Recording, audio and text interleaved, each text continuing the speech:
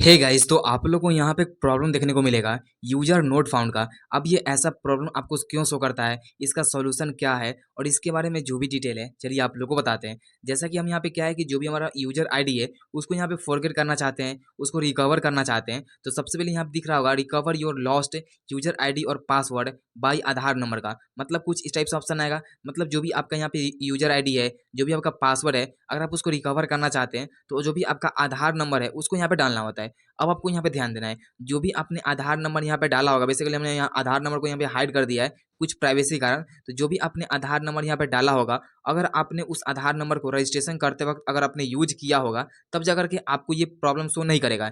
लेकिन अगर आपने उस समय अपना जो भी आधार कार्ड आपने डाला था, अगर आपने ये आधार कार्ड नहीं डाला था, तब जाकर के आपको ये प्रॉब्लम देखने को मिलेगा। मतलब कि आप पहले तो क्या करते हैं, अपना आधार नंबर डाल लेते हैं, फिर आपका जो भी कैप्चा है उसको यहाँ पे फिल कर लेते हैं एंड यहाँ पे सेंड वाले ऑप्शन पे क्लिक करेंगे तो ऐसा लिखा हुआ शो करता है।